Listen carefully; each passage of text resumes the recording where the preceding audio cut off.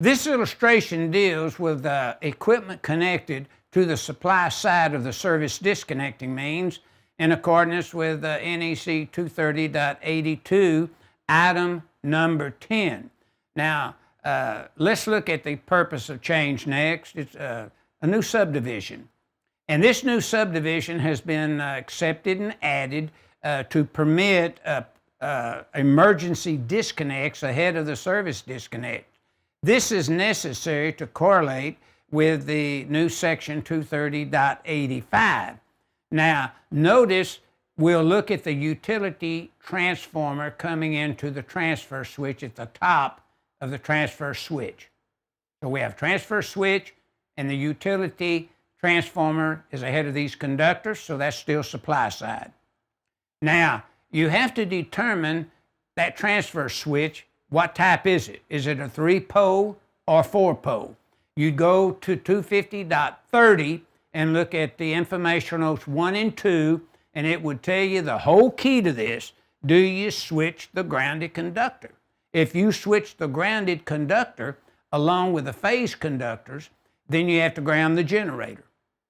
If you do not, and you come into a 3-pole transfer switch and the neutral grounded conductor, either one, is connected to the grounded conductor coming from the utility or neutral and to the neutral going into the equipment here, then you don't have to ground the generator. It's all grounded to the service ground and even back to utility, really.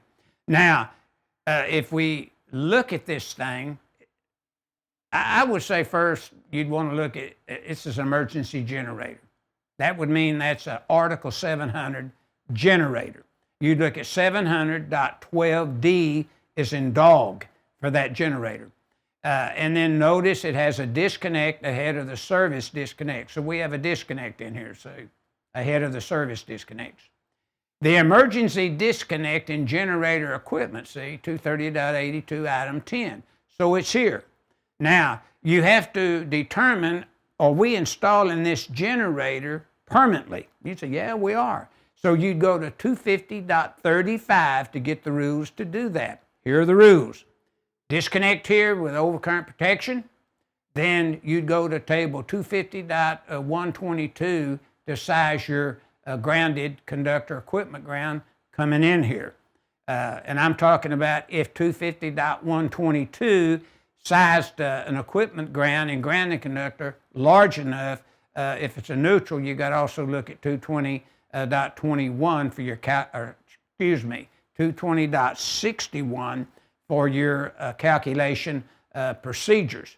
Now, you'd say, no, we're coming off of the terminals here, and the manufacturer allows it. Now, you're looking at this grounded conductor bonding jumper here, supply side, from table 250.102C1. Transfer switch, remember, 250.30, informational notes 1 and 2 deals with that transfer switch when you classify it. Over here, 250.35 tells you how to treat these conductors based upon having an overcurrent device there or terminating to the lugs where it's permissible by the manufacturer. Now, secondly here, then I know I can have up to 2 to 6 disconnects by 230.72A and B. Thirdly, the meter housing service disconnect grounded and bonded per Part 5 to Article 250 and 230.82.1 would be permissible. Now, looking at this then and going over it, that pretty well goes through what this item number 10 to 230.82 allows when it says you can tap on the supply side of the service disconnecting means, which is at this equipment that you see that's a switch gear, switchboard, or whatever there.